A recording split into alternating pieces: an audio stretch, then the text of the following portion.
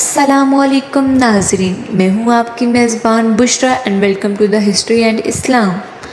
عثمان Ghazi کے دور اقتدار میں ویسے تو کئی مورچے ہوئے، لیکن سب سے بڑا مورچہ جو توجہ کا مرکز بنا وہ تھا برسا کی فتح۔ بازنطینیوں کے مختلف قلعے فتح کرنے کے بعد عثمان غازی نے اپنا رخ بڑے شہروں کی طرف کیا۔ ان کا پہلا رخ ہوا برسا کی جانب۔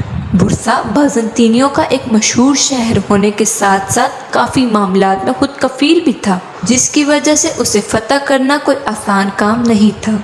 اس کے گرد محاصرہ تنگ کرنے کے لیے عثمانیوں نے 2 قلعے تعمیر کیے اور یہاں اپنی آرمی تعینات کی تاکہ برسا کی رسد کو ہر طرف سے روکا جا سکے۔ عثمانیوں کا برسا کا محاصرہ تقریباً 8-9 سال تک جاری رہا۔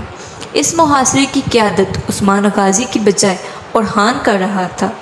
یہ محاصرہ دن بدن سخت ہوتا چلا گیا، یہاں تک کہ بازنطینی بادشاہ بے مجبور ہو کر برسا کے گورنر کو یہ شہر عثمانیوں کے حوالے کرنے کا حکم دیا۔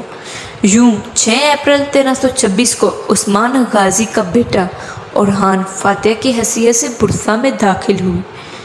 جب برسا کا محاصرہ کیا جا رہا تھا تو عثمان غازی گوٹ نوی بیماری میں مبتلا ہو گیا، جس کی وجہ سے اس نے اپنی جگہ اپنے بیٹے کو اس مہم کا سپہ سالار بنا کر بھیجا۔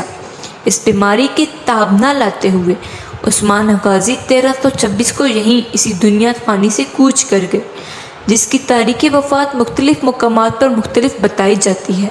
یوں سلطنت عثمانیہ کی بنیاد رکھنے والا تو چلا گیا، لیکن یہ سلطنت مزید پھلتی پھولتی رہی۔ اسی کے ساتھ میں اپنی ویڈیو کا اختتام کرتی ہوں۔ ویڈیو پسند آئے تو ویڈیو کو لائک اور چینل کو سبسکرائب کرنا مت بھولیے گا۔ اپنا خیال رکھیے گا۔